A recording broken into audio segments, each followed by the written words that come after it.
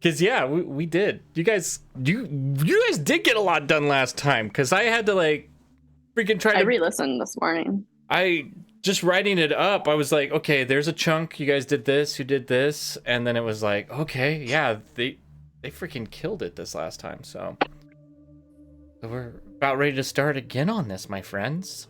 How is everyone? Oh, hello. Hello. Good. I feel like we need a fun opening thing of like Dimension 20. He's like, hello, intrepid heroes, and they're like, hello, or something like that back. I thought you were gonna say like we need an icebreaker, and I was like, nah. Yes. Nope. Absolutely not. 2 truths and a lie every time we play. I was at a conference, in enablement earlier this week, and they literally started each day off with an icebreaker with a room full of like 60 to 80 people. Yeah, that was fun. I want to have an icebreaker where it's just me with a block of ice and a sledgehammer. Oh my god. This is your icebreaker. I want to do that now. Icebreaker gum. Tonight's episode of Legends of the Making is brought to you by Icebreakers Duo. No, it is not. No, the only icebreakers we'll ever really want. Yeah. I now want to do that, Jay. Like, guys, we're gonna have an icebreaker now, and then just roll out like an ice statue and a big ass hammer, and be like, "We're all getting a turn at this puppy." Great.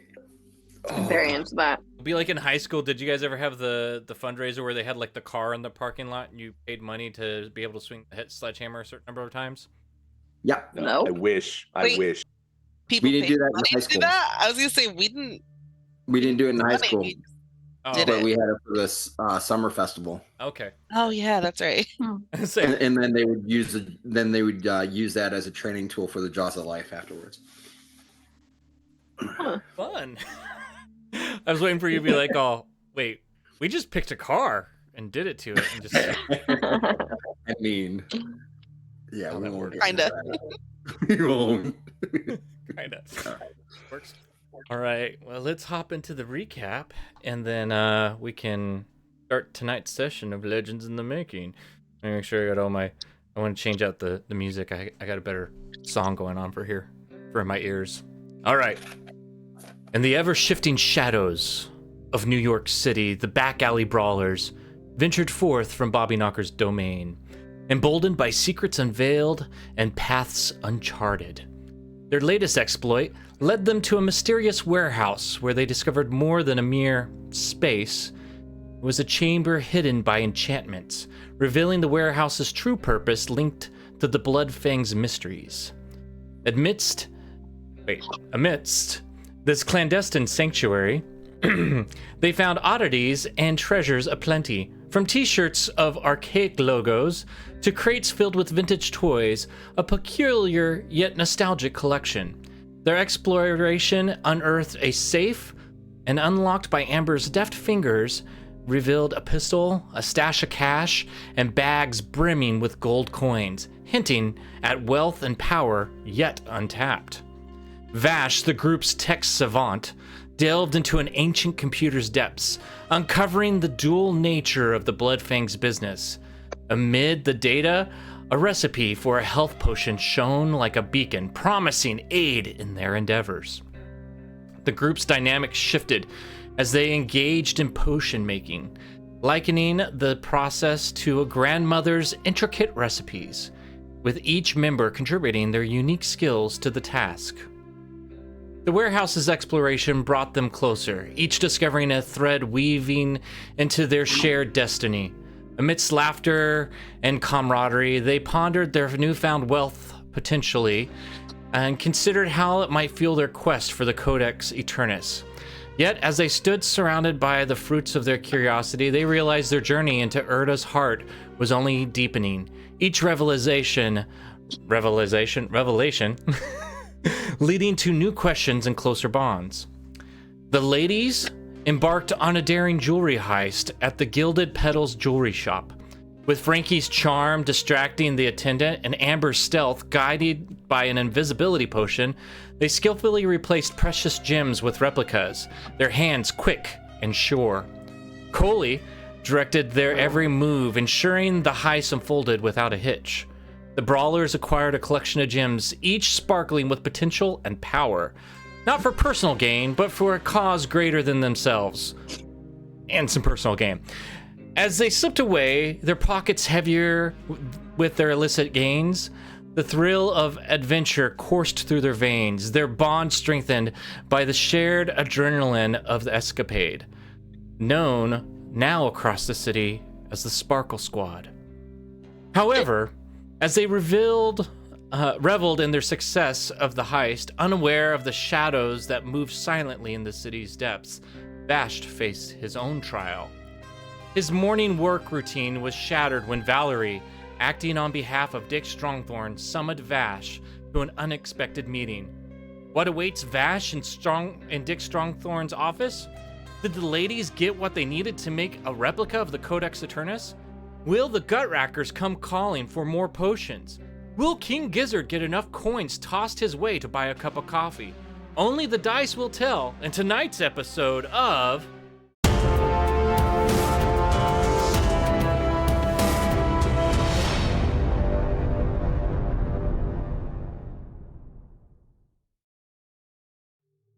I love that stinger. It's just so much fun to have it go in there. Feels like Batman. All right. We begin. As the first light of the week filtered through the towering skyscrapers, the three members of the Back Alley Brawlers, now known through the midst of the city as the Sparkle Squad, steps briskly out of the gilded pedal shop, their hearts pounding with the rush of your clandestine triumph. Frankie, your face is alight with the thrill of the ruse, led your retreat from the Diamond District. Your laughter is barely contained. Amber, you move with the grace of a shadow. The invisibility potion's effect begin to slowly fade, revealing your form like a specter becoming corporeal once again. And Coley, you keep a watchful eye on your surroundings, ensuring your exit is as seamless as your entry was. The morning crowd ebbs and flows around you, oblivious to the heist that has just unfolded amidst your mundane routines. With each step away from the gilded pedal, the weight of your treasure, a trove meant for the greater good, maybe, promises new possibilities. What do the three of you want to do?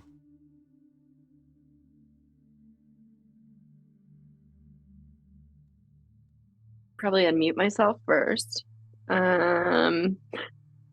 Should we go try and meet up with Vash? Yeah, I Or don't do mean the party split for too long. yeah. But what time is it? I would say at this point, it's probably like 10 a.m. So he's gonna be at work for a while. I mean, And we I feel back to the hideout, which is pretty close to where Vash is. So that way, like, if we needed to get down there, we could pretty quickly. Now that you mention that. Oh, I'm on the wrong thing, but I can switch over to the right thing. prophecy. That's the I was prophecy. like, what? Sounds like a plan. I was like, Speaking crap. of the abandoned warehouse. Let me switch over to that screen, and then I can switch to there, and then I can show you guys where you all are. Nice map. Thank you. Okay, so this is where Amber, Coley, and Frankie are. You guys are actually a few blocks north of the Touch Tavern, and Bryant Park is right where the New York Public City Library is. There's also up here is the Naked Gnome. That's a little bit north of you guys as well. If you came down farther south here, this little alchemy lab thing is the hideout. It's in the West Village. And so, like you saying, hideout-wise, this is where Vash is at the Unseens, basically Dick Strongthorn's place. King Gizzard is outside of it on the ground. That's where Wohop is. That's where your house is, Frankie. That's where Carmilla von Snap is. And Easy Pawn right here, that's your place, Coley, the pawn shop. So, in general, yes, you guys have options. If you wanted to go to the hideout, you would be closer to Vash and to King Gizzard.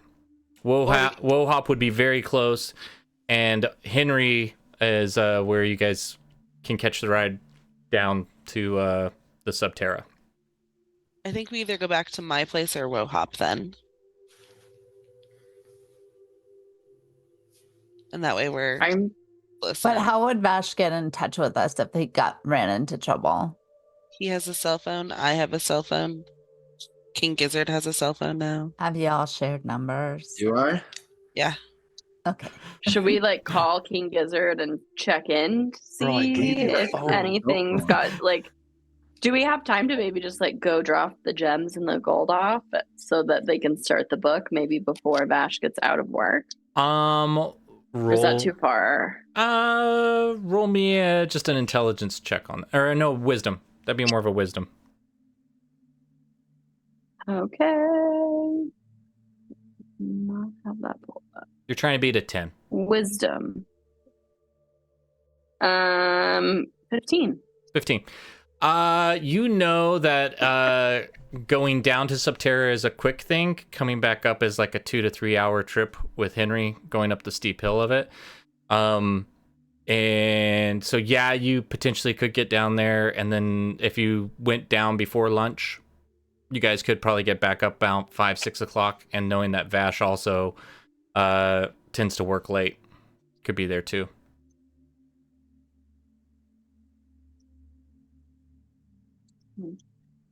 What do you ladies think? What are the other Sparkle ladies? Sparkle Squad. I love this. I don't. It was the I name don't- that came up with the summary, the AI summary deal, and I was like, I love this. The Sparkle Squad. I think it would be better to stay nearby just in case something happens. Sweet. Yeah. I hate a split party. The DM loves it, so it's fun times. Yeah, I'm sure the GM does love it.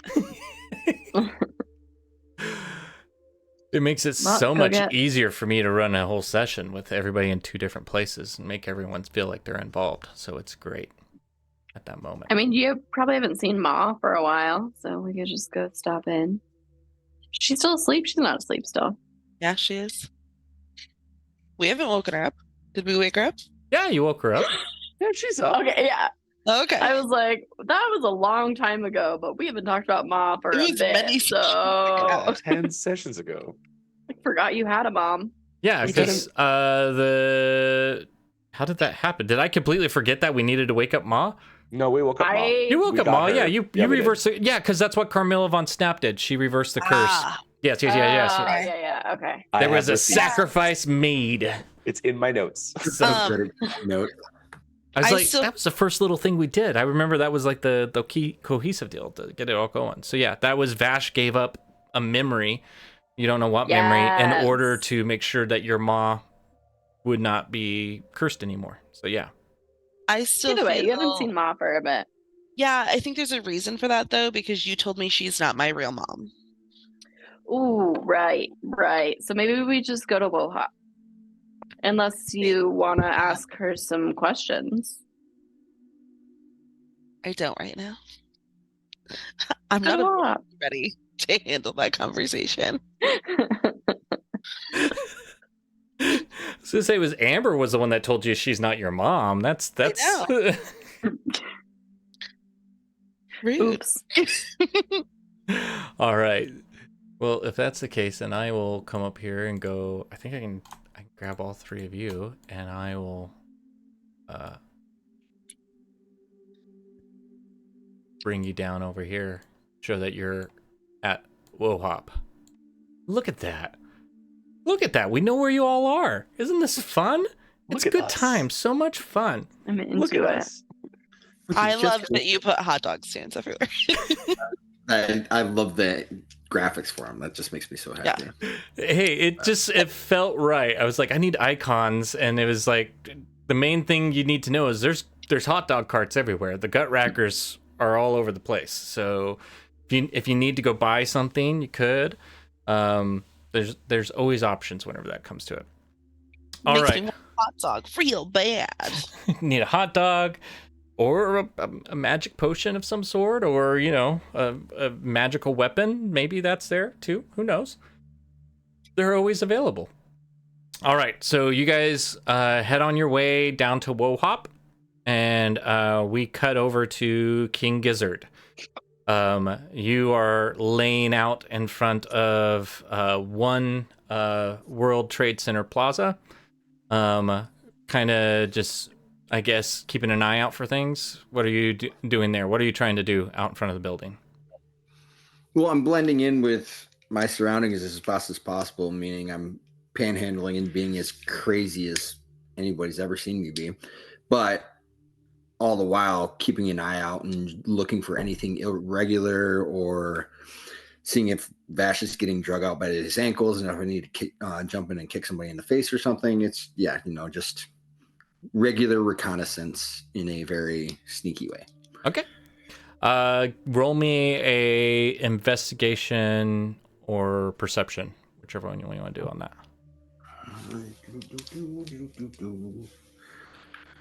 You said whichever one. Yeah. I don't think that one's going to be wonderful.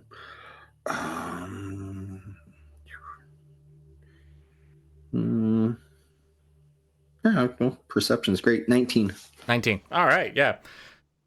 You're blending in really well. And well, actually, let me say this. Also, now give me a stealth check. Oh, also not bad. I'll say with advantage. Okay. In this particular scenario.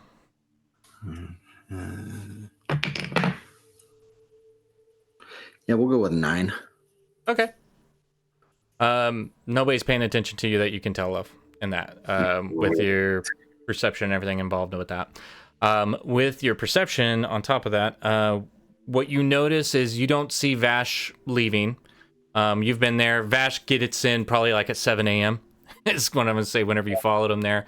And, it's about 10 a.m. at this point, and nothing's happened up to this point. You haven't seen him leave. You did see the rush of people showing up to the office there. Most of them, from what you can tell, are either humans. You see a few like tieflings going in. At one point around like 8 a.m., you see this huge just orc in a black suit with a black tie come out right as this black limousine pulls up, and out steps just this very well-dressed man in a black suit with like silver threading on it, nice tie pin in it, black slick-backed hair, and the orc comes up to the door, opens up the door. He's kind of looking around, shuts the door behind him, opens it up, and walks this gentleman inside. With that high of a perception, you could kind of assume like this is a pretty important gentleman that just walked into the building around 9 a.m. ish. So you got that kind of going for you as far as that's all concerned, knowing like, okay, at least anything going on there. Like if you were with a 19, I'll say you probably can guess that's maybe Dick Strongthorn. Yeah. Of the things that he's shown up to work now at this point. Right. Other than that, nothing out of the ordinary here that you would be like, oh, okay, I gotta watch out for this, or go from any of those kinds of things. Okay? Okay. Cool.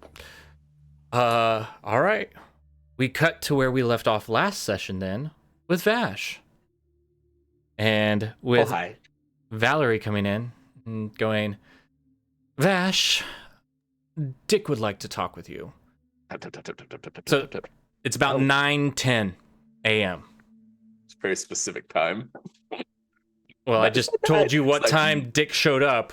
True. Okay, so Vash kind of looks up and goes, "Oh, do I need to bring my stuff?" You can leave it here. Oh, good. Vash backs up from his chair, stands up, goes, "Okay." Perfect. I'm curious. Describe your little work environment there. So it's a very minimalist approach. It's like 3 monitors, a keyboard, a mouse, and like a little stand. And that's it. There's no pictures. It's just an empty, and it's a white desk, and it is pristine. Like never, a cup of coffee has never touched this desk. Like it is flawless. Everything is the mise en place of the desk. Like everything has a place, and that's it. Nothing sits here. And he's one of those people, like something would touch his desk and he would scoot it off, like it doesn't belong here. So that's Vash's workstation. Perfect. So you follow Valerie, who's been your supervisor now for probably about, I'd say, 20, 30 years at this point. Yeah. So, and roll me insight. Am I good at that? With, yeah, you've been around her long enough, so you can just straight up natural insight. 20. Oh, you motherfucker. Plus one. Plus one. You realize for a while now she hates your guts. Yeah. She does not like you. She just does not know, like, you were a pre-hire. Like, you've been here, you know, Dick Strongthorn and the Unseen, like, they've been here for hundreds and hundreds of years. Yeah. And at one point, Dick brought you in, and at a certain point, she's worked her way up the ranks and has never liked the fact that, like, you've had a pre-existing relationship with Dick Strongthorn to her. So for that reason, she's just kind of always been, like, not liking you at all. And so somebody's a little jealous. Yeah. So just kind of deal. And in this moment where she's saying Dick wants to talk to you, you definitely with that get a sense that she's kind of happy that Dick wants to talk to you. There's a definite, like, oh, I got you in fucking trouble kind of going on from her at the moment. I don't like this. Okay. And this is for Vash. This is, as we've seen in the past 12 sessions, nobody likes Vash, so it's fine. This is normal. Just like, that's, yeah, just one more person on my list. But I'm as nervous as a robot could be nervous. Perfect. So where you are, I'm gonna say, like, Dick Strongthorn and the Unseen, like, have the top, like, 5 to 6 floors of One World Trade Center as far as built off that. And you're on the lower level, his is on the higher level of those kind of concerned situations. So you go out of your office that's kind of in there, and you go into this big open lobby area that is kind of, you come out of the elevators and it opens up into this huge lobby area that is the open. This is where everybody comes in if they're coming to see the Unseen. I haven't made up a corporate title for them, but you know, UNC Enterprises Corp Incorporated. LLC. So that's canon now. Shit, somebody write it down and tell me what I said. It's in my notes. So with that being said, I'm going to go like this so we can be side by side, you and I.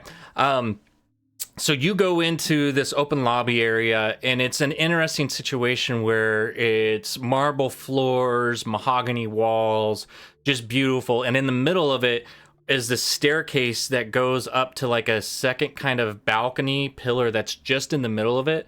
That's a room that's enclosed with glass. And inside of that is various artifacts that Dick considers like his greatest prizes. And you've seen that before, this place, like, to get in there, it's like key cards, there's things going on. It's not an easy place to get into, but it's kind of like, as you come in, of course, Dick wants everybody to see, like, these are his conquests. These are his greatest items he's ever, it's a sign of his wealth and power. So anybody that comes to the offices, that's their first experience. It's up on this pedestal with stairs going up to it. That's like, nobody can go there. It's hidden up there. And if the Codex Aternus was anywhere, it's in that. Can I roll perception to see if I see the Codex Aternus anywhere around? Okay. Yeah, roll with advantage because you've been here multiple times. So. Okay, so it's, the first one's an 11. Next one's 17. Okay. Yeah, with a 17, based upon what you know of it and stuff, literally in the middle of this room is a book on a pedestal. Like, so you go up the stairs, big glass room that you could see in there. There's various artifacts like a helmet, swords, a couple of things like that some marble statues or whatever. And in the middle is this marble podium with a book that's opened up in the middle of it, kind of a thing. And you're like, that's probably the Codex Aternus. Vash goes to reach for his phone and then thinks for a second and goes, probably not a good idea.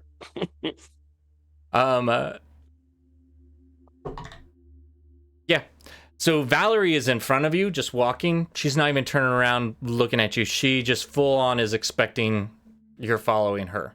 And so she just starts to walk the right around this to where there's the elevators that go straight up to, it's like the private elevators that take you up to Dick Strongthorn's office on the top floor kind of thing. So she's just walking around behind it kind of deal. So you get behind there, she hits the button, and about that time is whenever she turns around and just she expects you to be there. It's not like she's looking back, but she just turns around and she just got that tiny little bit of a grin on her face. So is this about my time off? I'll let Dick talk to you about that. Oh, okay. Just seeing if I would need to be prepared for anything. But okay. Vash, you're more than prepared for anything at any time. I try to be. Yeah. I That's know. my friends say. Yeah. That's what I appreciate about you, Vash. Oh, is that what you appreciate about me? Yeah. Ding. Okay. Doors open. She walks into the elevator. There's one button in it. Like, this is the private elevator, so she just, I just imagine there's like a big metal panel. Oh, and just one big huge button. golden. It's like mahogany, mirrored sides. Yeah, perfect. Music going on in the background. Actually, no. It's more of like angelic, elvish, like high elf, Lord of the Rings music that's inside of it, kind of a thing. Say that, like, he's not gonna have your standard just like It's just bardcore. It's just bardcore in the back. That's all it is. that. Also, just for the hell of it, roll me a perception. Oh, Don't roll low. Okay, I've been rolling well, so hopefully this goes well. Okay, 20. Not a dirty 20. Dirty 20. Dirty 20. As you're listening, you're pretty sure this is live music. Like, he has a band that he pays to play his elevator music.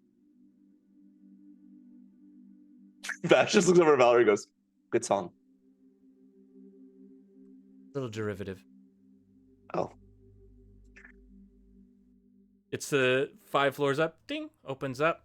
Walk out, and standing in front of you are these, or not standing in front of you, and kind of come out, turn to the left, and in front of you are these huge mahogany doors.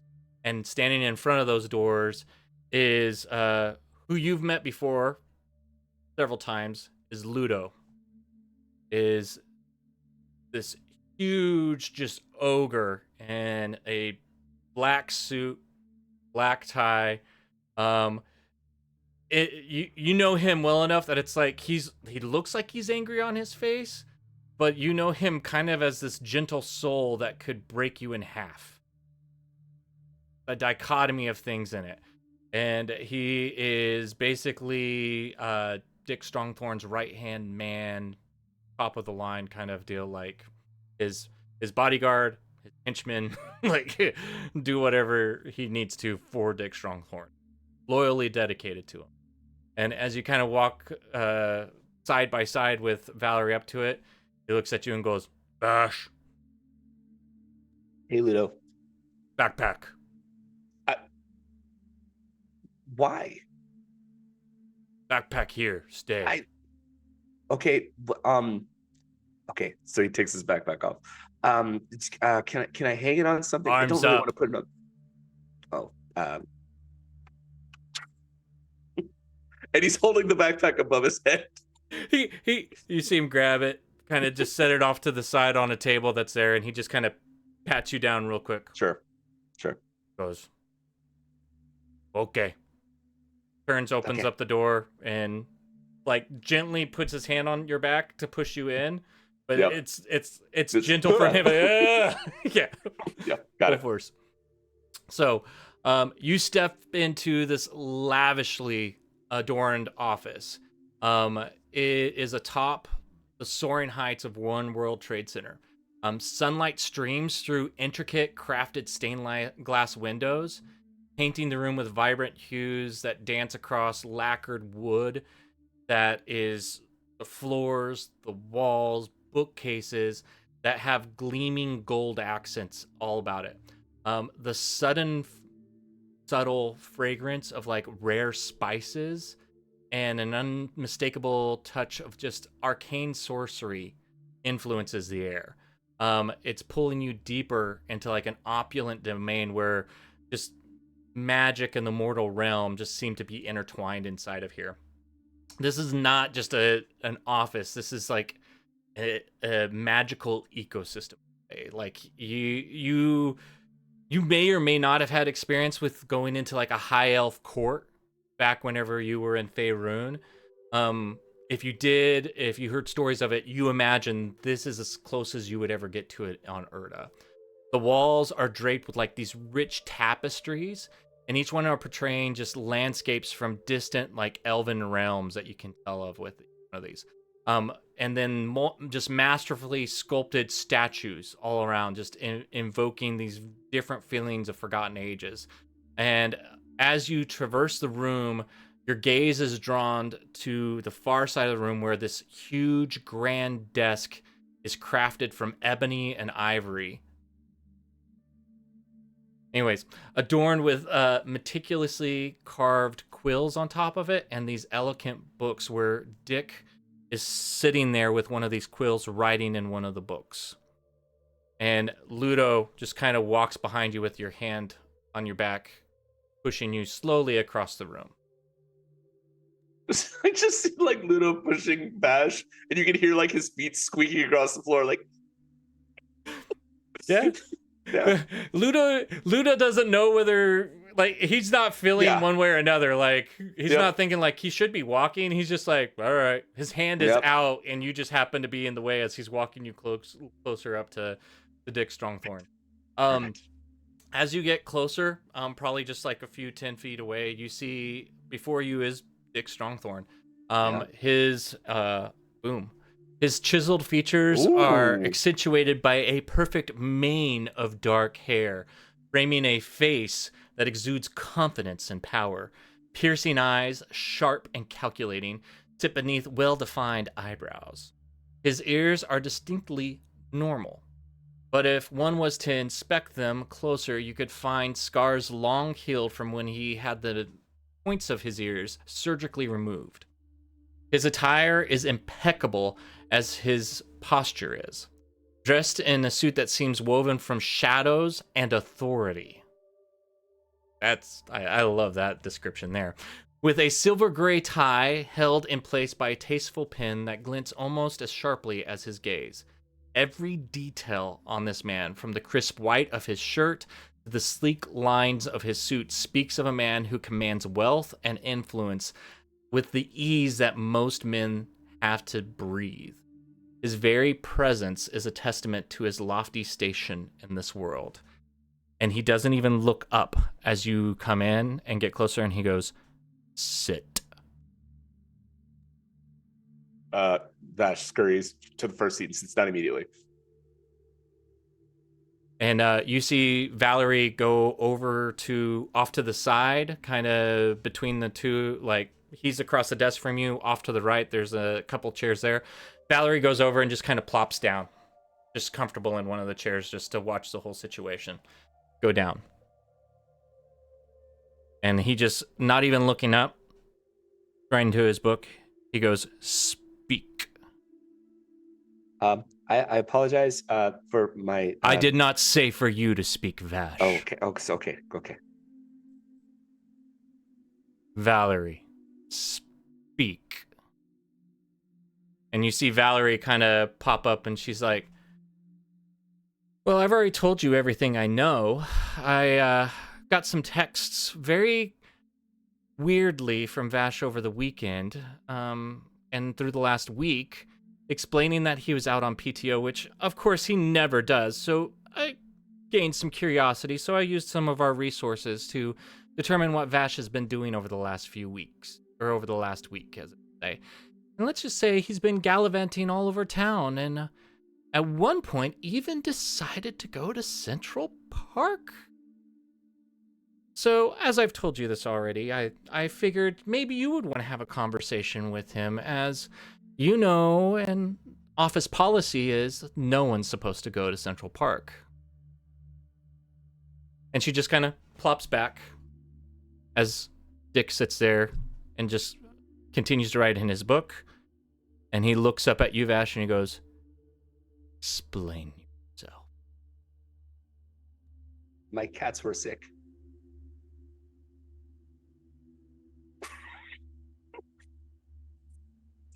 Do I roll deception?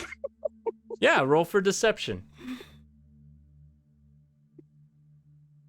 With disadvantage. 19. Ah.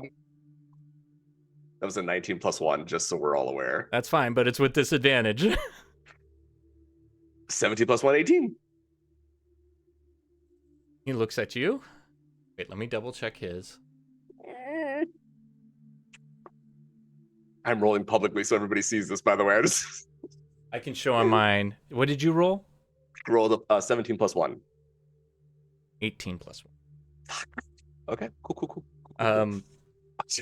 He looks at you. He goes, "This is the only warning I will give you, Vash. Only because you have been a faithful servant to this point. I will not tolerate any lies in my presence. Explain yourself."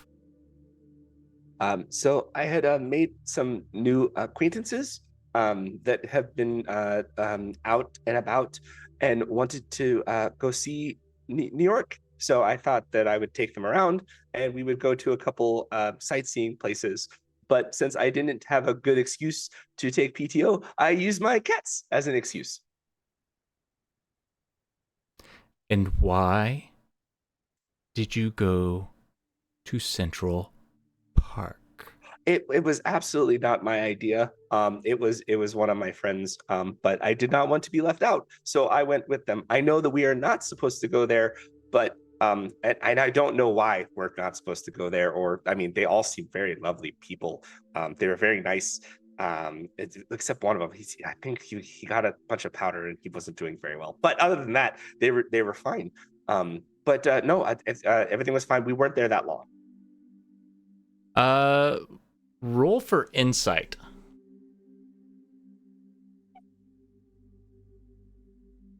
+11 +1, 12.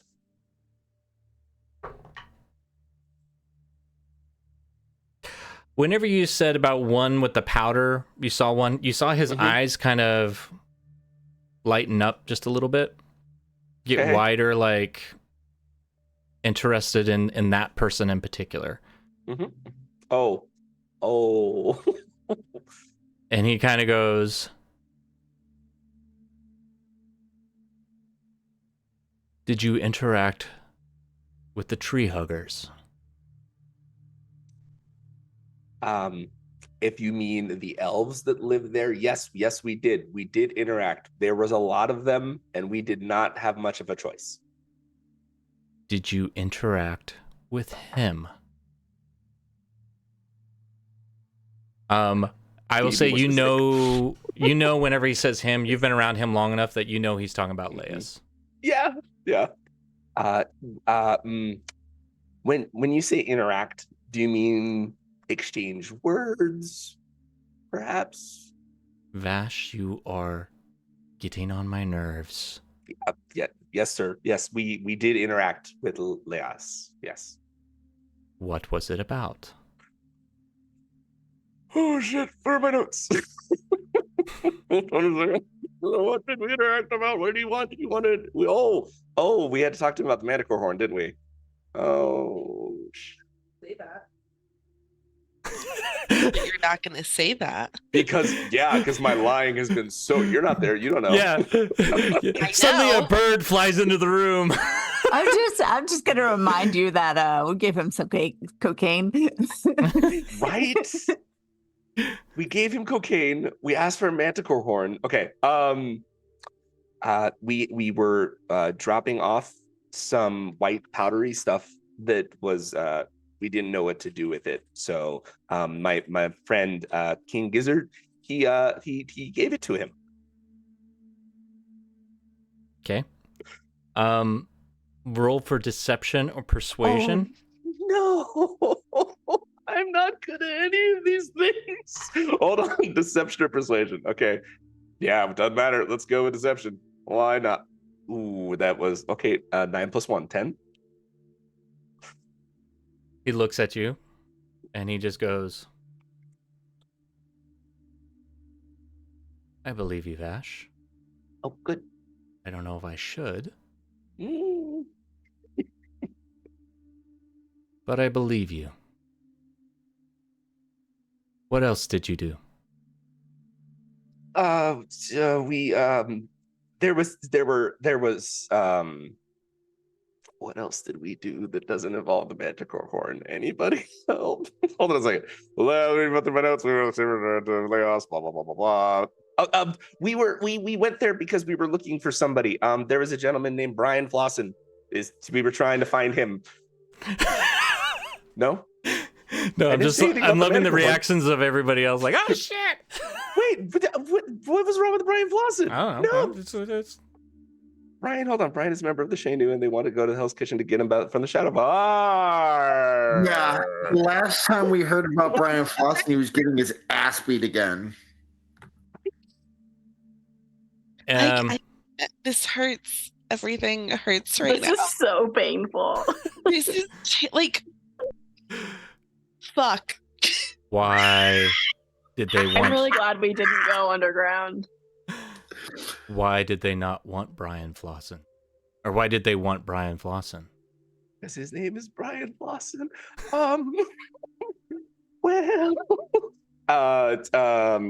Right. Sales solution capacity.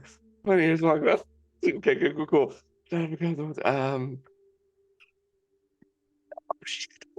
What? I just picture Vash right now, like, you can kind of see like the computers shut down and he's literally going through his memory. It's like the lines are going through in notes of like, what did we do? Why were we there? Hold on, let me look at the notes on the campaign. Luckily, like he has the eyes there. They're just kind of like, it's like go into status mode, and in the background is like, oh fuck, oh fuck, oh fuck, oh fuck. Oh man. Why don't I have that? No, note? let's do that. What is going through Vash's head right now while this is all happening? Down? Especially so I can turn on the fan in my room because I'm burning up trying to do this. Yeah. Too. So Vash right now doesn't know what he can and cannot say. His concern is that he's going to lose his job right now. Number one. Number two, his friends that usually talk for him are not here. And third, he has notes, but like, he doesn't really know why we're doing any of this in the first place, except people keep asking us for favors. So we keep doing this. And there's a prophecy involved and all that. So here we are, folks. Do not mention the prophecy. I already screwed up with Brian Flosson. I'm trying Manticore and prophecy. I'm avoiding both at this point. Again, so he was taken by the Shanu by Laius. Why did we have to go find him? What did Brian have? Had the prophecy on him. He had the prophecy in his pocket that I stole from him, and he doesn't know I stole it. That's right. That's right. I will help out with that. Like, you guys originally were going to get Brian Flosson because Laius had the Manticore horn, and he was going to trade you for Brian Flosson. Yeah, that's right. That's why you went to go get Brian Flosson, was to get the Manticore horn. You found out about the prophecy after you got him. Yeah. Shit. We were instructed to go find him. To see if we could get some more information. Instructed by who? The guy, the Laius. Laius. Weird guy. Roll another insight check again. 8 + 1, 9. Yeah, my dice hate me now. Apparently, I rolled everything for the elevator. So. He's rolling. Every time you say the name Laius, because he's rolling low on hiding his deception and feelings behind that. Every time you say the name Laius, you see in his eyes this kind of weird, like, Vash, you're always trying to understand emotions. Yes. So you have like, okay, that's the face of fear, that's the face of happiness, that's sad, that's anger. And you see these micro expressions that most people would not be able to catch in a moment. But you catch in this that he goes through like a combination of 3 emotions every time you mention Laius's name. You see anger, you see love, and then you see fear. Okay. Okay. that every time you mention Laius, those three things come up for him.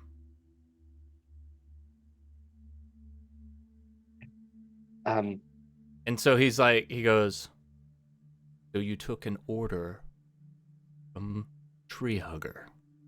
I didn't take the order as much as my friends did. I just went along.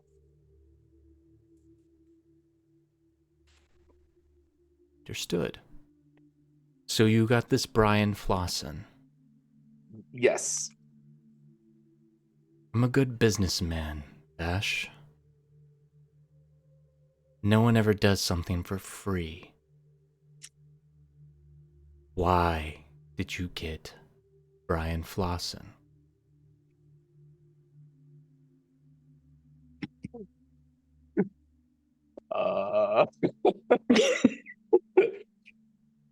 You ever rock in a hard place right now? I feel like I'm between two boulders at this point.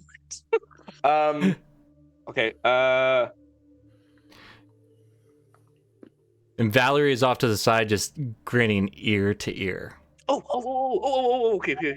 We were. Here we go. We had to get Brian, because there was a strange gentleman named Phalis who told us we had to go do that. And he had a squirrel, and the squirrel was talking a lot, and that was very awkward. Well, kind of talked, was kind of smoked. It was very weird. So we had to go get Brian to make a trade with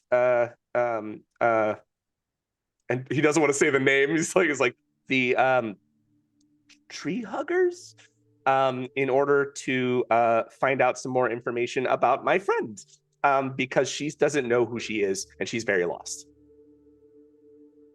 Who is she? Franny.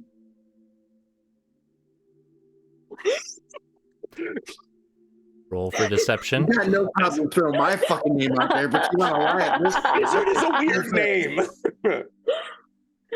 Roll for just pulling the K deception out of Frankie. or persuasion, whichever 11, one you're it doesn't leaning matter. into. They're both +1, so 12 for deception. Okay. He's looking across at you. Franny. He stands up, slowly walks around the table behind you, and you feel his hands go on your shoulders. He goes, Vash. Yes, sir.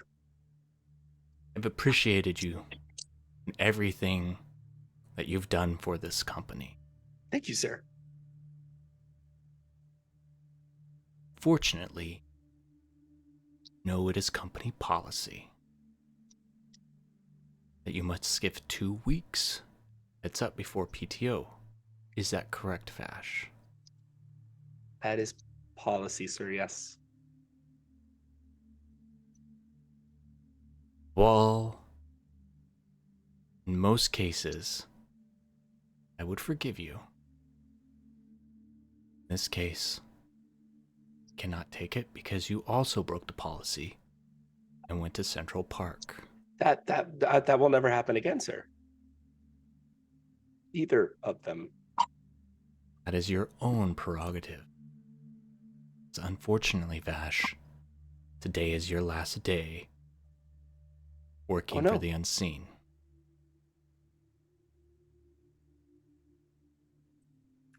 And then he leans in and whispers in your ear and he says, and I also cannot take a liar. What's your AC? My AC is not high.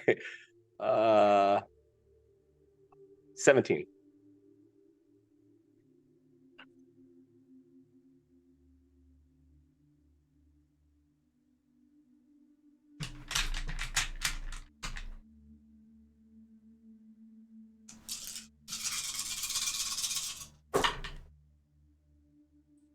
I don't like Sir. whatever Greg is doing.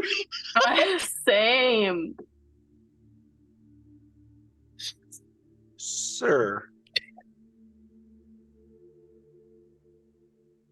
As he says that, you feel a sword slide between the back of your neck and your shoulders, and you take a total of 45 points of damage as he does his first sneak attack on you. Oh, okay, cool. Pulls out, stabs in again Uh-huh. for the second sneak attack. Because he has a multi-sneak attack. Of course he does, because one's not enough. This got so real so fast. I changed my mind. I don't want to go to work. 20. 25, Don't want to go. Oh, he's rolling dice. 39. Oh. Another This is so 40 bad. points of damage. No, don't need to. No, that's cool. That you have. You said the first one was how much? 45. And this one is 45? 40. Oh, 40. So we're at 95 points of damage. I only have a max of 51 health points. Do your math again. That's 85, sweet love. Okay, more than 51. Still more than 51. I'm at 0. I'm negative at this point. Oh, how does that work with death saving throws? Well, in this case, I think if the total double? damage is more than your total health, Yes. then it's insta death. In this particular case, we're shy of that, right? By not that many points. Enough. So you are unconscious Oh yeah. Very much so. in front of him, oiling out. Yeah. So, Vash, Yes, sir. go ahead and roll me a death saving throw. How do I do that? What? How do I roll a death saving? Here we We go. should Hold on. not have let you go to work. I told. I don't know where to. I've never had. He to had a roll very death narrow saving throw. way out of this situation with Dick Strongthorn, and Okay, I do not know how to do that in D&D Beyond. I've never had to roll a death saving throw. So that's There's an cool. Oh, option. here we are. there's a button for that, I think. Is there a There button for is. it? Is there a death button? Cool. Where do I get a death button? Saving throws. Passive. Oh my god, where is the death saving throw? Because as soon as I put it 0, it's like failure, success, death saves. Mhm. But I it think doesn't it's give me just a D20, sir. So if you just want to roll a D20, if it's Do 10 or I? higher, it's a pass. Or 11 Roll or higher. better. Oh, first one's a 3. That's 1 against you. Okay, cool. So that's 1. Okay. So you're trying to get to 3 pluses before you get to 3 failures. Oh, I have to roll. Are you purposely rolling badly? I am rolling publicly. Literally, if you look at D&D Beyond, my dice are logged. I'm not even rolling on my desk. I'm actually Okay. not in Pull there, a so I'm getting. different die out. 6. God damn Two it. failures. I have D20s on my desk. Do you want to roll some of those? I will roll. No, I have. Hold on. I have my dice right here. Hold on. I got dice. Holy shit. Okay. Damn it. Oh, yeah. What do I have to get over? 10. 10. If not, yeah. Yeah. We'll have our first death of this campaign. Taking a picture. Oh no. Who's Tell going me to do our 20. aardvark now? Tell me it's a fucking 20. Posting. How many you rolled the in natural chat fucking channel. 20? I am posting in I bet he rolled a 1. The way his face looks, probably. the channel. We're just trying to decide which channel it is. It is Dice Yeah, of the Night or Dice Jail? of the Night? It's Dice Jail. I rolled a 9.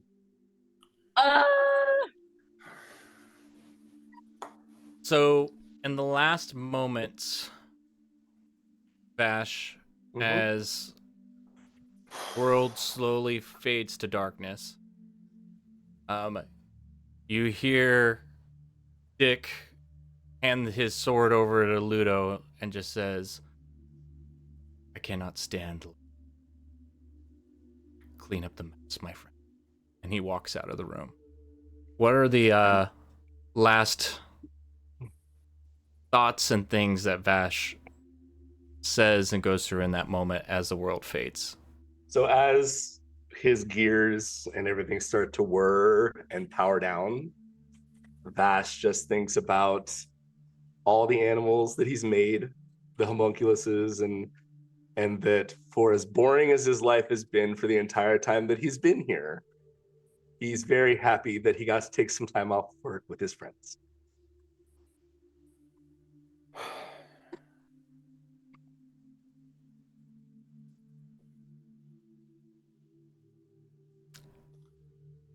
Well, fuck. And that ends tonight's session. That it's What? I was waiting for you guys to do something else so I wouldn't go into this too far. So, yeah, we cut back. King Gizzard, Yeah, I knew this was fucking coming. roll me a perception check.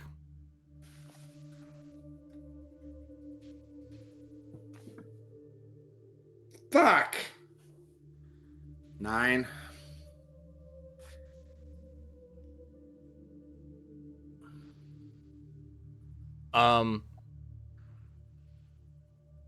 Yeah, you're outside and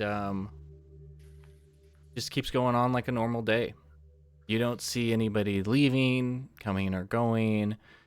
Around I'd say 7 p.m. or so, you see Dick leave the office and heads off in his limousine at that point. And it just keeps getting later and darker. And Bash does not leave the building at all.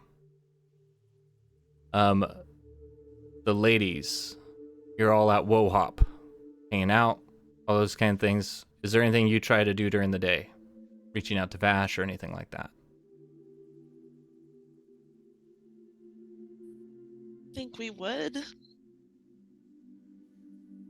You keep messaging him and no replies. Fun fact, if you do all 3 failures on your D&D Beyond page, it automatically changes your name to Dead. So mine literally says Dead Vash now. Oh, shit. Yeah, like I was like, all right, man. Okay. Thanks, D&D Beyond. I didn't know. Wow. I didn't know, but thanks. Cool. Yeah, I just clicked the last one and it goes Dead Vash. And I was like, cool.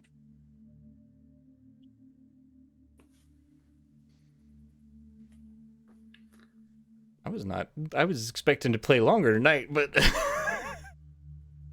How? I mean, y'all can keep going. We still got shit to do, right? We have gems to collect. You guys went on the shopping spree. We still have stuff that needs to I'm happen. trying to think about how they find out that's the case, but Hey, what do you mean we, Dead Vash? Aw. Too soon. Dead Vash. Yeah. Yeah. I feel like Alright, you jinxed can I this take over chat, for a minute? Gizzard. Say again? I feel like it's your fault. You jinxed it. You told him to roll for a character earlier. Yeah, I did. Hey, so can I just roll for a minute? Yeah. Cool. What are So- you rolling for?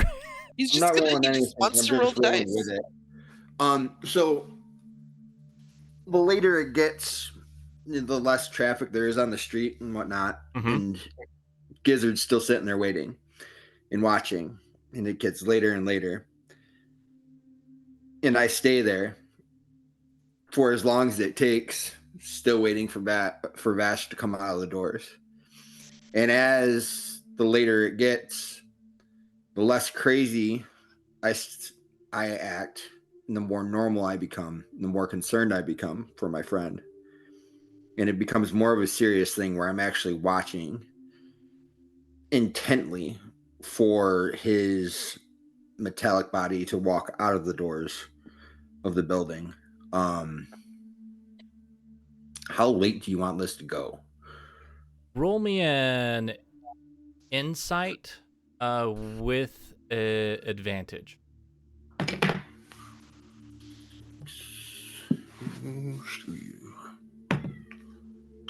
Well, that's cool. I want to say that's a 22. Let me verify. You said insight, right? Mm-hmm. Yeah, 22. Having been on the streets as much as you have now, Vash goes in and out the front door. He went in the front door and stuff like that, but you're like, man, these places got other entrances. There's always like a dock or something like that. Like huge buildings like this got infrastructure underground where maybe trash and stuff like that is. Like you're thinking to yourself like, you're like, man, Vash hasn't communicated with you on this weird phone thing or anything. Nobody else has. And there's just this feeling in your gut that you can't,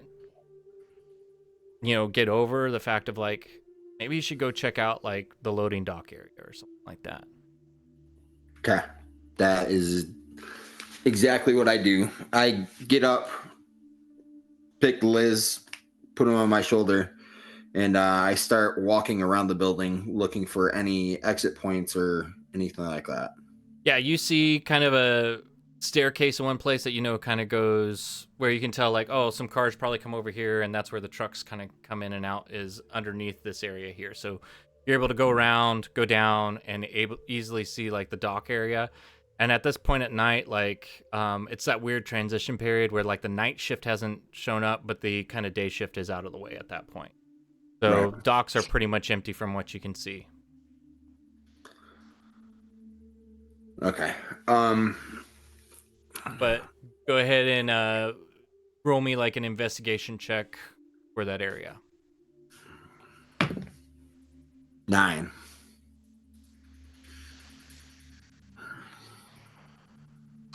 Fuck.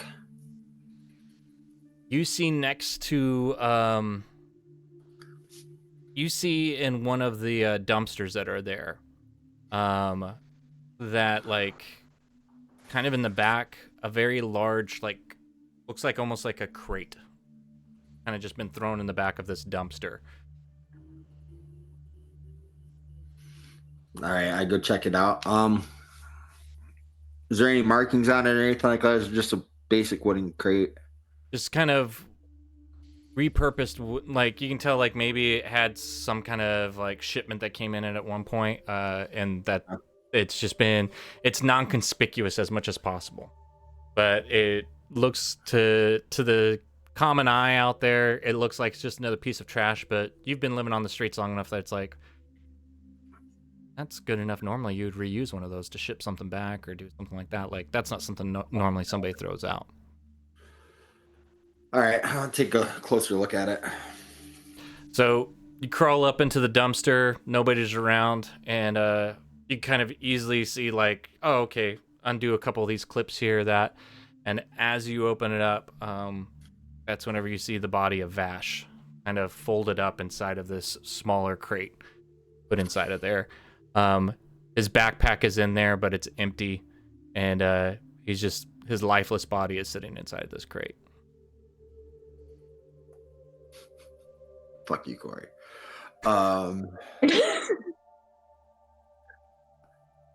In this moment, King Gizzard looks down at Vash. No emotion. Blank. About as calm as you could possibly think of anybody being at that time. Reaches into the crate, takes his backpack.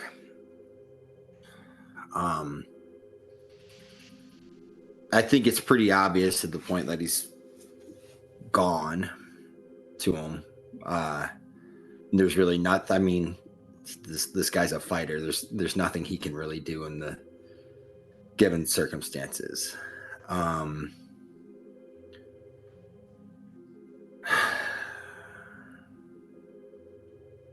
gonna close the crate. I'm gonna put his backpack on my back, and I'm walking to Wohop.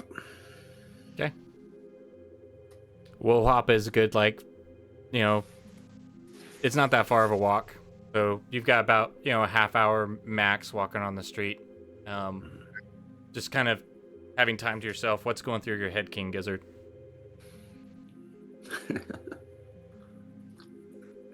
Vengeance. This is.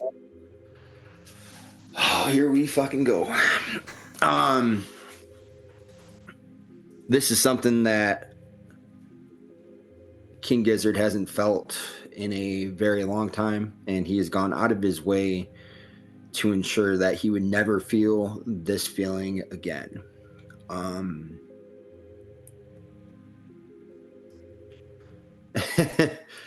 He feels that this feeling that he has now is the reason why he is where he is in this life. But regardless of all that, someone that has shown him kindness, which he hasn't really gotten lately in his life, is now gone, and he doesn't know why. He has ideas, but all he knows is whoever did it is going to fucking die.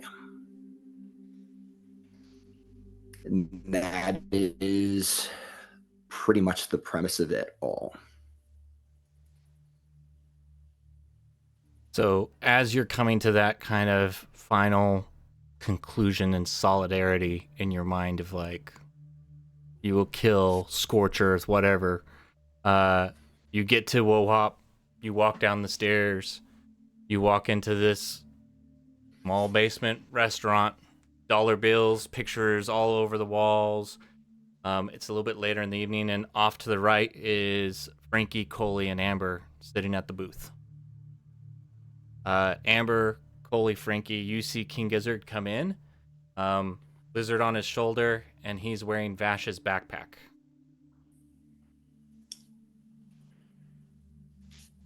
Yes, you're just in time. I just ordered your usual. Come on, have a seat. Right. Where's Vash? Frankie, y'all need to get up. We need to go. Go where? Where? I just ordered your food. Super great. I'm not really fucking hungry right now. I need Where's your Vash? help. We need to go get him. Get him. Why do you have a him. backpack? We need to get him before they take him away. Take him where? Get the fuck up! Let's go! Heard. Let's go. Okay. Barbarian rages. Incredible. Okay, so we're gonna follow King Gizzard. Yeah, for sure. I picture now what I picture is like King Gizzard gets up and is just like walking down the street, just head down, and you guys are just kind of like walking behind him, like, what the fuck's going on? Kind of deal. Amber, Coley, and Frankie, roll me a perception check. As you're I don't want following to roll King you Gizzard. anything tonight. I know. 12. 16. 18. 18. As you guys are walking behind King Gizzard, all three of you realize on this backpack there's an oil stain that you have never seen on it before. That it is dirty and smudged, and the backpack is also completely empty. And I know Vash would never let that happen.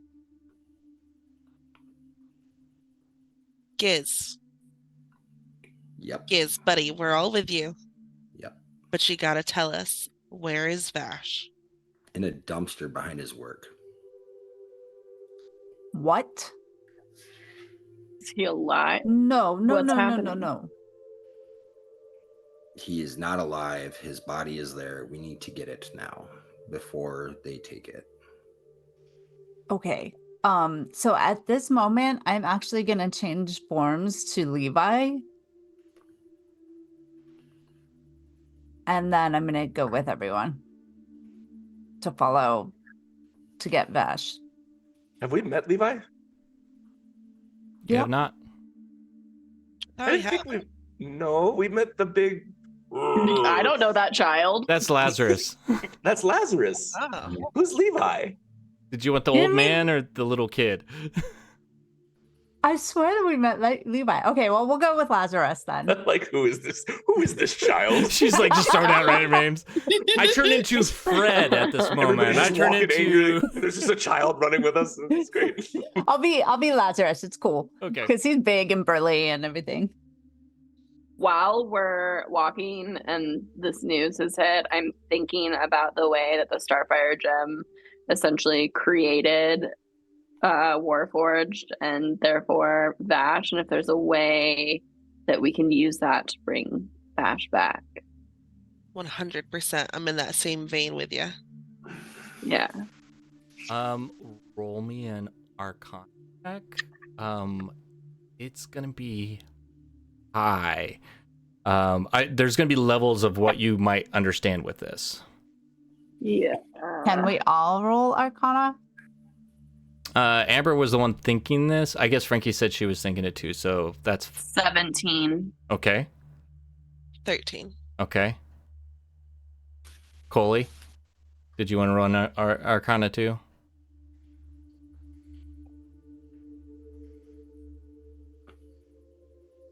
$19. Everything you've heard up to this point about this is you realize Starfire Gem, the Echo of Divinity, the way it's all like, yeah, there's probably a way. Not probably, there's a way with this. Like, this thing can create life. Therefore, if it can create life, it could probably bring life back in a sense. You guys just don't know how. You've never used it in that way. You've never even used it from a magical perspective up to this point that you know of. So for that reason, you have this, but you have no clear way of knowing how to use it in that case. So yes, it has the capability of doing this, of bringing Vash back. But how, you don't know. Got it.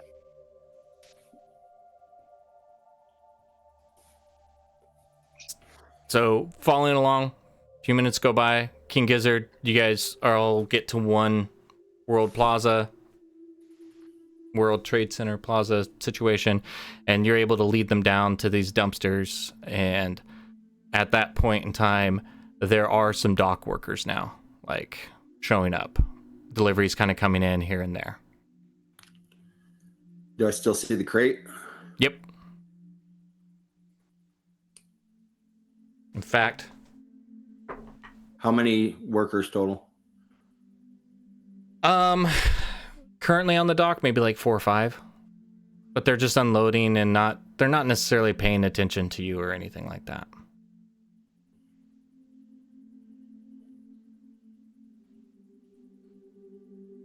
Okay. Also, King Gizzard, it's Monday. Trash probably isn't going to come till like Wednesday. Cool. Vash, how heavy are you? Is your dead, lifeless body? No. Not the weight of a trash can at this point. Hold on, let me see. I weigh. How much does dead Vash weigh? How much does dead Vash weigh? How much is Let me check an let me check Amatron soul, so we can Let me subtract check that? his character sheet. He approximately weighs 185 pounds. Oh, that's not bad.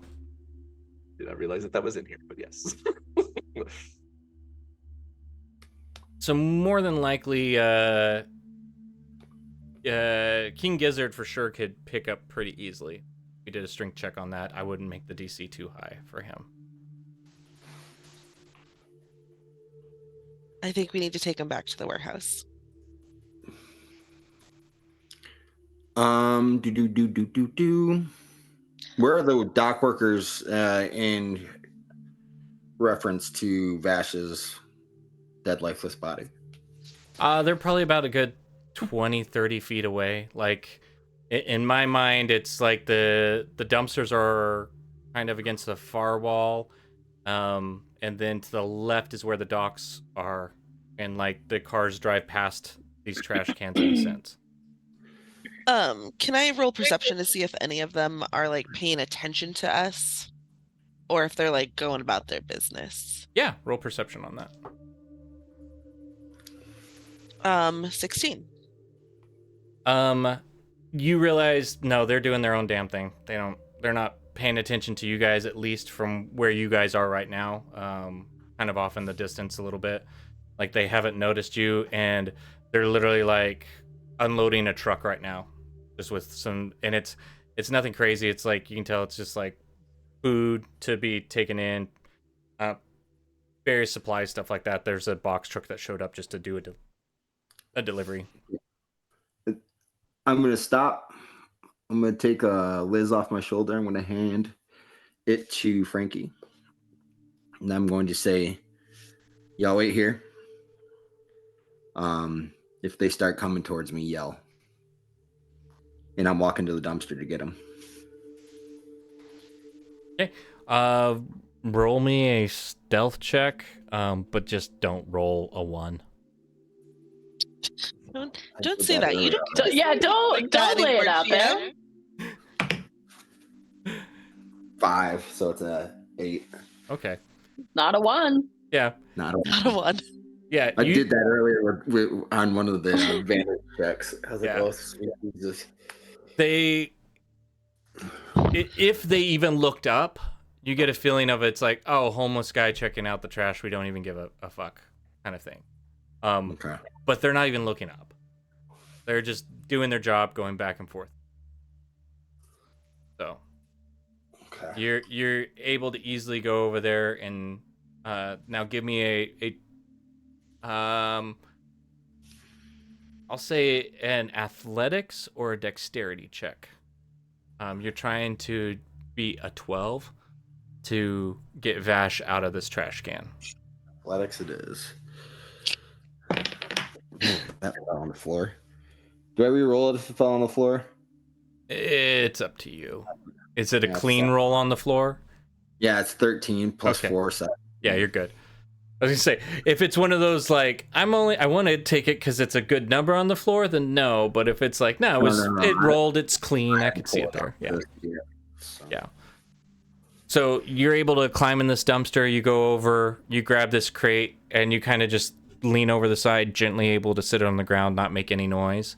Hop out of the trash can, pick up the crate, and start walking off with it.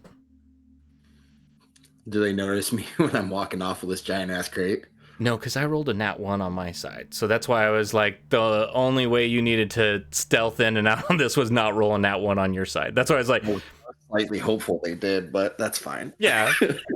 there was part of me like, yeah, there might be a little combat here, but it would have been, it's you as a barbarian against some normal ass like dock workers. Like it wouldn't have been a fair fight, but still, it would have been fun. So yeah, then they're not noticing you. Okay. All right. I walk back to the group with crate Vash in my hands, I guess. So so here's my question. Are you walking around with like a crate? I should find something for you. When I say crate, don't think like huge ass crate. Think like something about like maybe 3 feet by 3 feet by 3 feet cube. That's got like those locks on it. Like think more like audio equipment kind of boxes kind of things. Think one. Does it have wheels? It has handles. It does not have wheels. All right. Let's say this just because it makes it even more fun. Yes, it has 3 wheels. Ooh, It's the reason like, we need to get rid of that anyways. Fair enough. It's that jacked up shopping cart at Target that doesn't roll straight. Yeah, it's All right. What's the best way to get this back to the warehouse without looking fucking suspicious as shit? I mean, it's New York City. It's New York City. You're not even no one's gonna give any shits. But Frankie is, and I know that no one's gonna give a shit about people. They're gonna be more interested in my lizard than they are gonna be about your crate that you're wheeling along. I like how you've taken ownership so quickly. Put him on my shoulders. So All yeah, right. you guys are able. I mean, the West Village isn't that much farther up there from where you guys currently are. I'd say carrying this, carrying / rolling, whatever, takes you a good solid hour to get back to your warehouse, where you're able to then easily get inside with the key and roll, push, Vash, crate Vash inside. Crate Vash. Dead crate Vash. Sorry, I gotta give. I forgot. Crate dead Vash. Vash dead crate. Vash crate dead.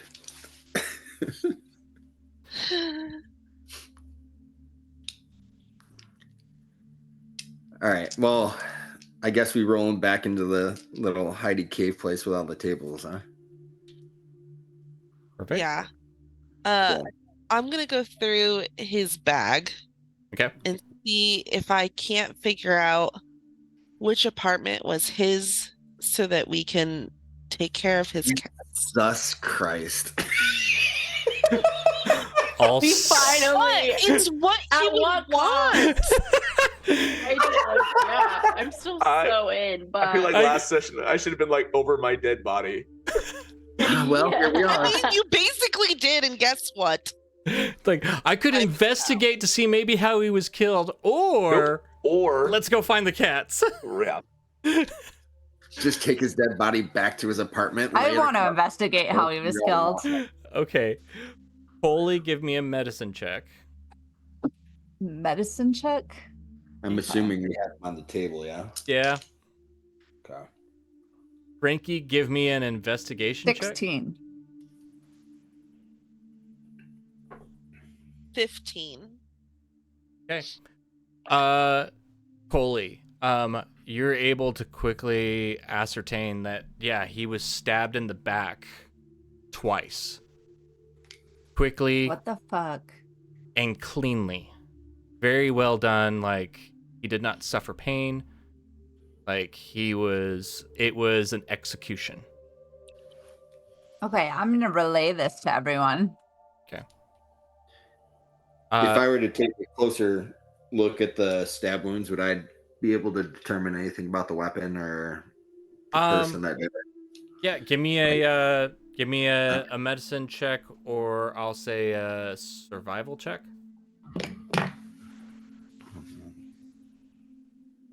Yeah, survival's +6. Cool. 18. With an 18, you're able to tell that it was a short sword. That it was an elven blade. Which is interesting to you, like many elven smiths around here, kind of a thing. Insanely sharp, because this is Vash. You know, this is like metal gears, leather, all those kinds of things, and this thing did not stop. It just angle of it and everything, that Vash was sitting and the person was standing. So those kinds of things. Cold-blooded. Yep. No other struggle marks, nothing like that. Nope. Cool. Everything else that you can tell might have been like post-mortem kind of things that happened to him. So even as you guys are looking at the backpack, like you can tell he wasn't wearing the backpack, that it was the backpack just thrown into the crate, got the oil on it from it being in the crate with him. That if he had been wearing the backpack, the blood stain on it, or the oil stain on it, would have been a whole different configuration on it. The backpack probably would have just been covered in it from where the wound was, but since he wasn't wearing it, the stain was kind of like a big one, but it wasn't across it. Frankie, as you're checking through his backpack, you don't find anything, but then you start checking through his pockets and stuff, and you find a key to his apartment. As far as location of it, nothing on the key per se, but you imagine like, hey, you could probably at least hop into a few of the places around there, and at least from looking at the key, try to figure out which apartment complex has it there. And you knew he at least lived right above Wohop from what you felt like. There wasn't the apartments that are above Wohop in that area are not like 20-story buildings. It's like 3 or 4 stories. So you know if you go up there, you probably could figure it out pretty quickly. It might take you an hour of trying it on a few different rooms, but you'd be able to find it. I'm gonna, while this is all happening and she's going through that, I'm gonna go into the warehouse area and start looking and investigating for other stuff in there. Okay. In particular, oil. Oil. Okay.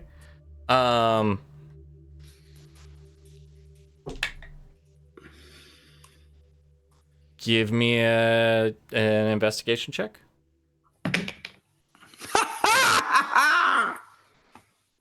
20. Natural. Yeah, you're going through the rest of the warehouse.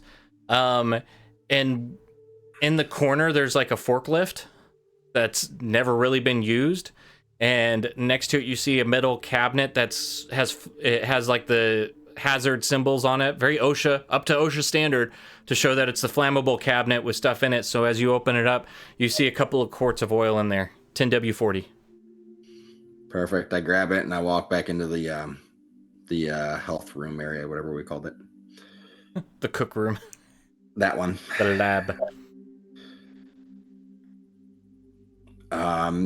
I walk in and I set the oil on the table next to Bash. And then where his wounds were, I look for a rag, grab a rag, and I start cleaning them off. Just the area, because the dude's made of metal. We don't want him to, if we're bringing him back, we don't want him to fucking rust or anything bad to happen. Okay. So I just go through and make sure all his joints are still movable and everything like that. I know it's just recent, but this is the things that I'm going through to make sure that he will be okay when we do bring him back, because that is fucking happening. Okay. What do we know about how to bring him back? Nothing. Can we roll And for insight on that? No, Heard. we don't know anything in terms of like how it would work with the star, but Yeah. I think Bobby Knocker might. Yeah. He explicitly said never to bring it back to him ever again, but I say we just... Didn't say we couldn't bring Bobby Knocker to the fucking Starfire gem in this fucking hideout. Yeah. Do we want Bobby Knocker to know where our hideout is, though? I don't give a fuck. He right now. knows. He knows. Yeah. Okay, yeah, it's either Bobby can help me Lock- take down Dick, then guess what? We're now part of them too. Like, Yeah, it's either Bobby Knocker or... But I feel like we wouldn't really have much insight into, like, Bayless might be someone we want to speak to, but... Roll me either history or insight, whichever guys you want on that. 15 for the 4 of you. I need 2 of you to get higher than a 15. 21. what are we rolling? History or What? insight, either one. Not me. I got a 9. It wasn't me. 14. I got a 7. Go, Frankie. 21. History, mine was 10. So, yes, the names that you said probably could help. You didn't roll enough, and I might have been like, you thought of some other names, but yeah. Coley, can you call Bobby Knocker? And just see if he'll come on by for some free teddy bears. We got some legit beanie And babies some here. nice rip away pants and just like And we found a fucking crate full of top hats. yeah. And say you have a connection with Todd fully, so you could text Todd. Yeah. So, I mean, I don't even know. How do you even word that? Because I don't necessarily want to text that Vash is dead. I think you just say like, "Hey, we have an update. We need to meet. Yeah, okay. Let's go with that. So I'm gonna text Todd and see what he says.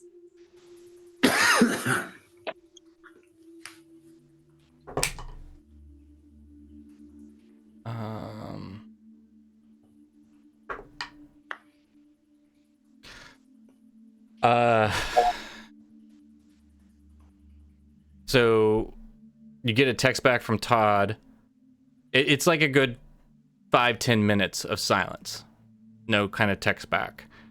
And then all of a sudden you get a text back from Todd, and all it just says is, "What's in the box?"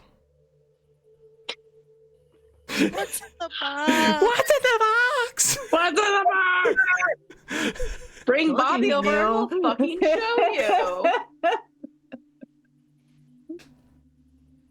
Just tell him Just that's send what the we want to talk address. about. Just send the address.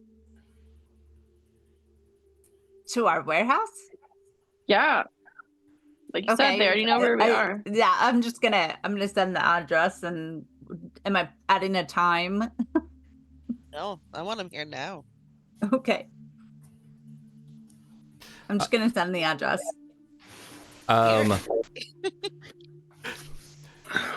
You just you get back OMW and a little emoji of a subway. That Todd.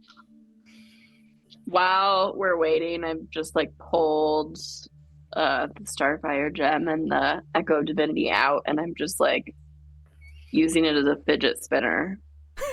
And like hoping that somehow it'll like reveal itself to me, but I know it won't because my Arcana is trash. But like, You accidentally I don't know turn what into a else to do. frog.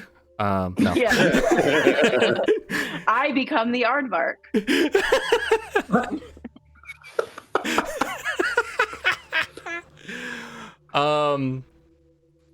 Okay, so Can I look Vash over and see, since I'm of this world and I'm, a younger person, can I look him over and see if there's any like ports on his body? Like where we could potentially download data. He is a machine. Can we talk about this once already? yeah. But she's, this is Sure. denial. trying We're to going get through stages any- of grief, so we're in Yes. denial Yeah. right now. Yeah. Yeah, can We had Windows, anger. which We're now one doing is it? denial. Windows ME. Can Windows ME handle that sort of file download? I'm gonna say no. Desperate, okay? Desperate. Yeah, let's try. Roll me a. Maybe the alarm clocks. Okay, I'm double checking. Roll me a insight. Say, check. 17. With that, you know that, like, no, you're kind of searching over him, just like in that moment. Like I said, it's a moment of denial, like going through the stages of loss, and it's like, no, there's got to be a fucking port here somewhere. We got just somewhere, and it says you're going through that, and you're not seeing anything. It's just kind of this realization sitting into you that, like, yeah, Vash was made of, metal and leather and gears and all those kinds of things, but ultimately, like, yeah, he was a machine. He wasn't a computer. I'm gonna walk over around the table to Frankie. I'm gonna gently. You never got any updates? He was as updated as all of us would. I'm gonna grab Frankie by the arm and say, "We've been through this. There's nothing there for that." Just had to check one more time. I know, I get it, but Like, this we is all what we know have. who did this, right? You know where Yeah. it happened, as far as No. who. We all know. We know. We know. It was Dick. Nothing happens in that building without his say-so. We know it was him. Even if he wasn't the one to shove the blade in, it was on his orders if it wasn't him. Period. I don't know who else in that building would have a blade of that quality and of that caliber to do it other than him.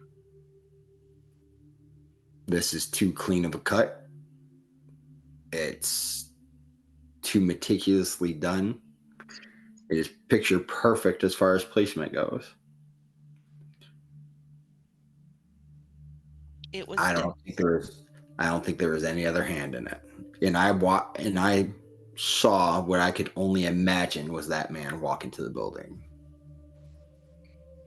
There isn't a doubt in my mind. Did King Gizzard notice the clipped ears when he saw Dick going in?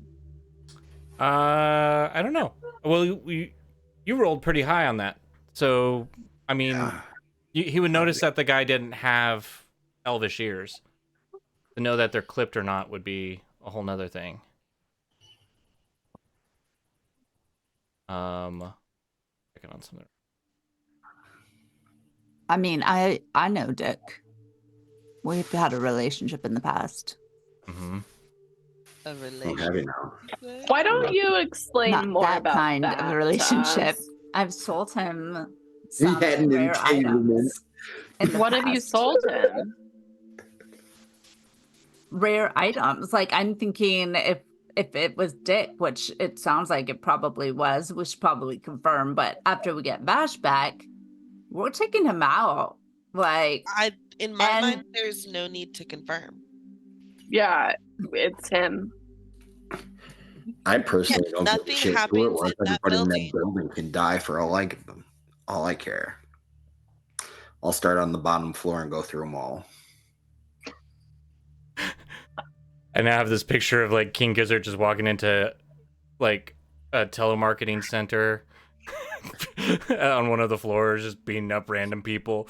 Where is he? The party just like slapping everybody. It's very much the like I'm here to kick ass and chew bubblegum and I'm all out of bubblegum moment. Yeah. And they're all like, I don't know what's going Greatest on. fight scene ever. In his I mean, mind, I it's this think epic battle, floor by floor, John Wick style, but in reality, it's just this barbarian going through and kicking everybody's ass, and they're not even there to fight him. So, yeah.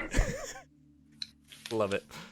I think I can get us in the building at least, but I think priority should be getting Vash back after we talk to Bobby.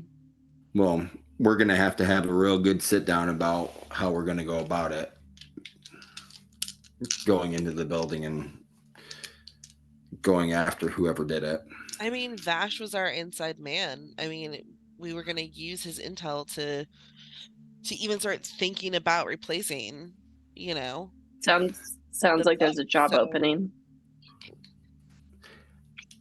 If Someone wants to apply, but we don't even know what the fuck Bash did. So apply for all the jobs. I can promise you none of us are qualified to do the job that Vash was doing. if anybody is, it's a lizard. I'm going to How go funny out. would it be? Oh, it'd be great. I'm going to go out on a limb. If they killed Vash, they probably know who we are. Yeah, that's the other thing is we don't know what. I mean, Vash wasn't Right. great about lying We- or keeping secrets, and Lord we knows he walk in didn't that know when to building. shut up. We walk in that building, we're immediately public enemy number one. Rip. Shit, I wanted to do something too. Also, we were just on their loading docks, and there's no way there's not cameras all around that building. They saw us there. They know we got his body. They saw Lazarus. Fair enough. And you There's a guys. bird. But no.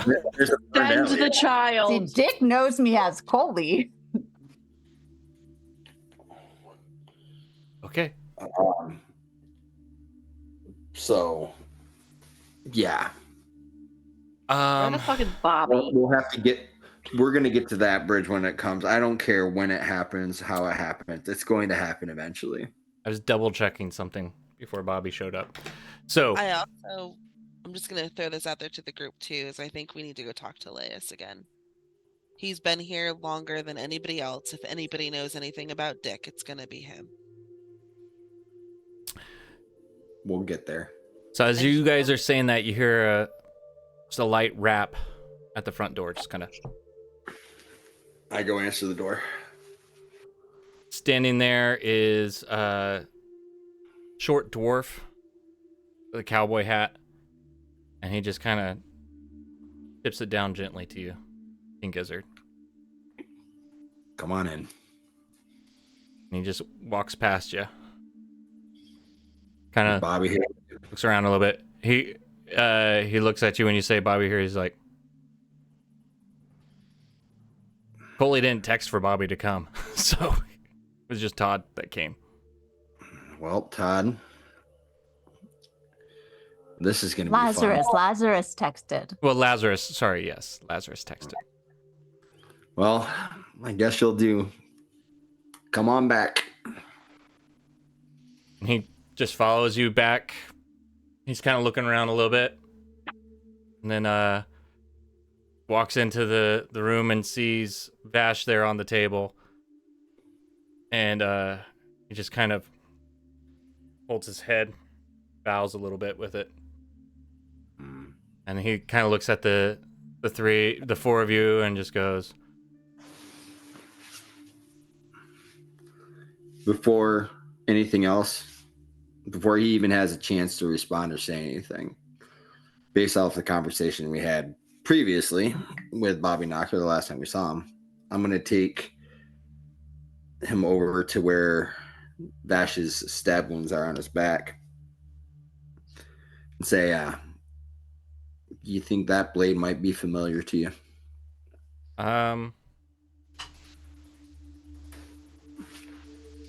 He looks at it for a few seconds, and you see him kind of examining it, and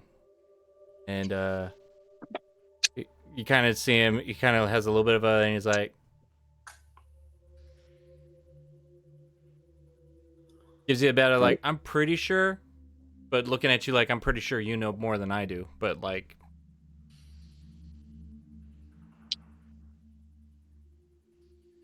hard to convey.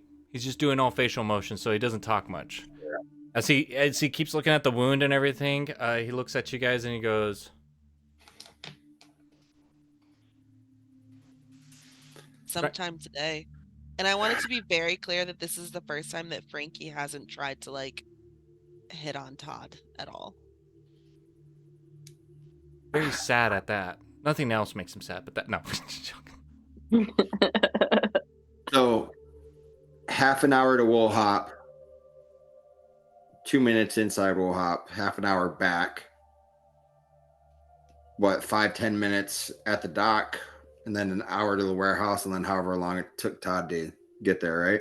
Yeah, but we don't know what time. But it you- happened. Last time we But you're telling Saw him him it's live like, was- and he's like, Yeah, bare minimum 3 hours. sometime between 9 and now. 9 and Yeah. 3 hours ago.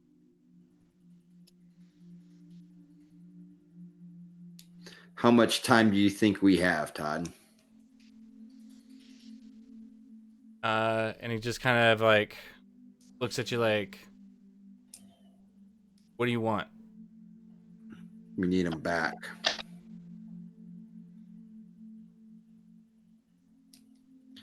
We have a crazy concocted idea.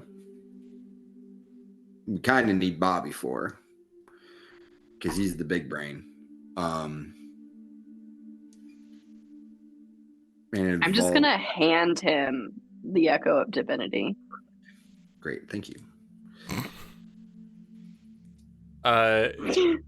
You see Todd kind of like, as you're handing it to him, he's like, kind of, and then he's holding it, I guess, and then he's like, he hands it back to you. All of you roll me a persuasion check. At we're going for a 15. 18. 7. I rolled a 15 on the die and I have a +7 to that.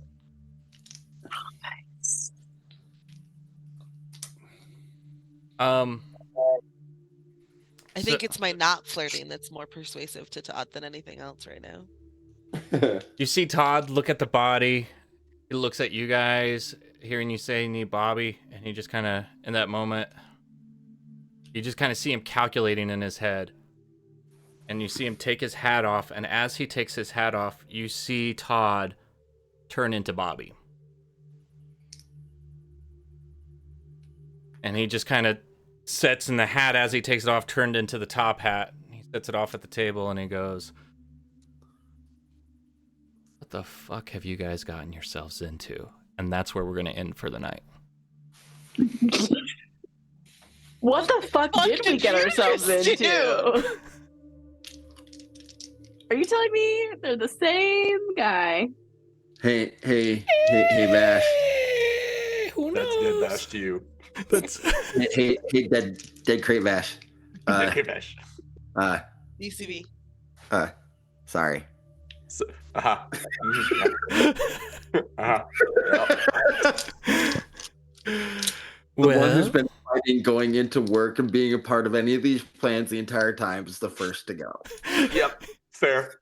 keep him outside so he doesn't know anything. The one time you get your moment, you're murdered in cold oil. It's perfect. Yeah. In cold oil. 10 points. Good. I think that's worth an inspiration. That is worth inspiration 100%. Yeah. You get an inspiration for that. Yeah. King Gizzard, you get inspiration for the outburst of anger of just fucking follow me. That was so good. I was shocked. Literally, because I want to watch it again because literally all of us went, ooh. Yeah. I'm not gonna lie, I was a little triggered. I had to text my wife and say sorry because my daughter's in the room behind me. She's like, Dad, I'm trying to sleep. Shut up. I rolled for persuasion. I cannot believe that Bash is dead, though. That was so tense, but I don't know. My favorite part is that, since the beginning, Vash is like, I have to check into work. And we're like, no, you'll be fine. Take a couple days off. This is what happens when you take days off, guys. You're dead. No, I think this is what happens when you go to work. You go to work and die. That means we should not go to work anymore. Sorry. This is also what happens when a few weeks back, or a few sessions ago, whenever Vash is texting Valerie, my cats are sick and everything. Yeah. And the DM says, you know what? I'm going to roll insight as Valerie with disadvantage to see if she's catching, if Vash is just being awkward, whatever going on that. And I rolled 2 nat 20s. Yeah, that's it.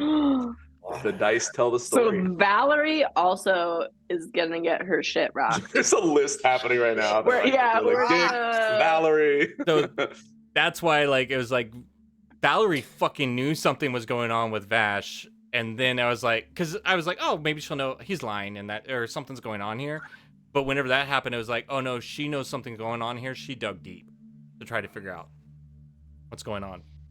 So all that to say, and then Vash had a very certain path. He could probably have lived through that because, if Vash had just been completely honest, but then he also would have potentially betrayed you guys. Yeah, because if I would have been honest, I would have told him about the Manicore horn and everything, and I was trying to keep that as close to my heart as possible. But everything, when I said Flossin, I was like, shit. That you just kept digging a hole. Yeah. As Vash would do. It makes 100% sense. This guy, Brian Flossin? Yeah, Brian Flossin. Yeah, bro, who's that? Also, listen, my name is now in friggin' Dick Stronghold. Yeah. You and Franny. And Franny. Franny. Super. Yeah, it's good stuff. Perfect. I missed my moment. On the dock, if there's nobody there, I was gonna look up at the cameras and either flip them off or do the neck slit thing. But there were people there. It's good stuff. All right. Well, for those watching or not watching, until next time, we'll see you then.